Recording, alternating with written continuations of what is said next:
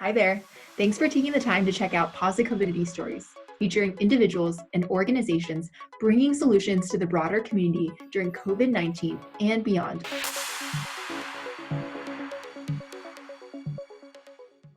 Hello everyone, I'm Laura Luan. Welcome to Posicovidity Stories. We're joined by Sanju, who's a global shapers at a World Economic Forum. Welcome Sanju. Sanju, nice to meet you. Hi, nice to meet you too. Okay, Sanju, so you're right now working on the World Economic Forum's new global project, Shapers COVID Wiki. Tell us more about it. We were feeling very overwhelmed with all the information that was happening. So we sort of decided that all the information that we were getting from everywhere, we want to just have it in a single place and open for public. So we just created a Shapers Wiki so that it provides different links to different webinars that are happening globally so that people can now see it on calendar of what is happening when and at what time. And also we provide information on how to take care of your physical health, your mental health, your nutrition. If you're parents, what are the resources? Why do you need to sleep? Or if you go in there, we also have mental health FAQs and other links to other open sources. And we also have Shape from Oslo, Shaper from Oslo, who have created Shape COVID, which then provide different page for different countries to provide different links and resources based on what is available for the countries. Sanju, I know you just had a first Hot Talks webinar last month focused on the community well-being and mental health. Tell us more about the webinar.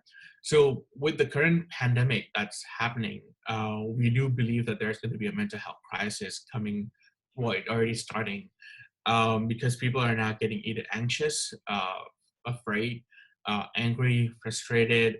In certain places, we're also seeing number of suicide cases that are popping up. At least in Thailand, we're already seeing it rising. And it's mostly to do with vulnerable communities or low-income families who are having a lot of problems, who have COVID-19 as a catalyst to push them to commit suicide. So we are doing our best to sort of find ways on how can we help people with sort of stressed to take care of themselves during this pandemic. The mental health was basically around what is the empathetic listening skills? How can we be more empathetic? How can we help those who are currently stressed without having to have a psychological or psychiatry background? What kind of information or resources do you provide during your webinar? So mostly it's about personal experience. For example, we have a psychologist from Latin America who provide her perspective as a psychologist and coming from Latin America. We have a psychiatrist from Zambia who provided his perspective as a psychiatrist and as someone from Africa. We had someone from Europe who provided her perspective from Europe. And then for me, it was about Asia. And my experiences as a lived experience, someone with major depressive disorder, schizophrenia, and someone who attempted suicide twice. So it's where we are trying to bring out different resources that we have around the world, as well as within the Shapers community, to showcase that, to sort of allow people to understand it from the view as someone who is a psychiatrist or a psychologist and someone with a lived experience. So you get sort of the story of the both side of why someone might be feeling that way and how can we help or assist someone who is feeling that way. Let's talk about what you are hearing from those participants and what you are telling them. I think a lot of us are on the same page of the fact that there's going to be a crisis or there's already a crisis and that we need to find ways to increase the number of people who can support one another. For example, we have about 9 mental health workers for every 100,000 people. Now, if there is to be a mental health crisis where there have been, articles written about that, then we do not have enough mental health workers to take care of everyone. Now, that is just a global average, but if you do look into that in detail, there are places where there are 1 for millions, especially in countries with low resources. So how can we take care of that? And we are all in agreement that, increasing empathetic listening skill can be, can increase the number of people who can be at the front line to help protect someone from going deep into mental health crisis. So empathetic listening skill is basically where you practice active listening, reflective listening, and where you just understand the true meaning of empathy, where you understand that empathy and sympathy is not the same, where you understand what is it to be in another person's shoe and trying to not solve the problem, but just listen to them and allowing them to just express their concern, their stress, and so on.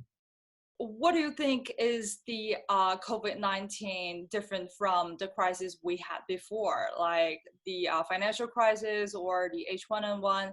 Where do you think is there any differences between those crises?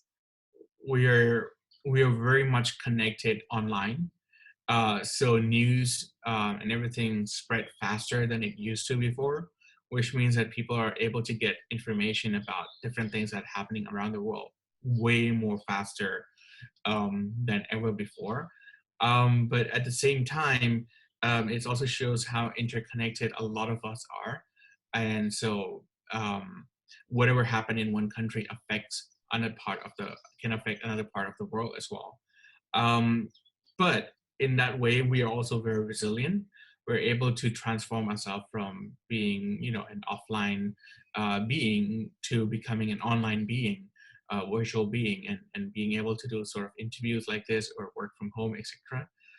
We also just need to be mindful of those who cannot do so and take care of them as much as possible, which we are seeing happening around the world right now, where people are also helping low-income families, daily wages earners, and vulnerable communities in taking care of them. Could you please give one brief suggestion for our audience here today during the COVID-19? Just make sure to know that it is okay if you're not doing as much as anyone else are doing around the world. Imposter syndrome can be something very serious as well when you see so many people doing so much and you're doing nothing. It is okay to not do anything. It is okay to be happy. And it is okay to smile and to laugh and reach out for anyone you feel safe with during this pandemic if you need any sort of help. All right, Sanju, I thank you so much for joining us here today, and I wish you all the best as you reach out to the community through the Shapers COVID Wiki. All right. Take care. Take care. You too. Bye-bye. Bye.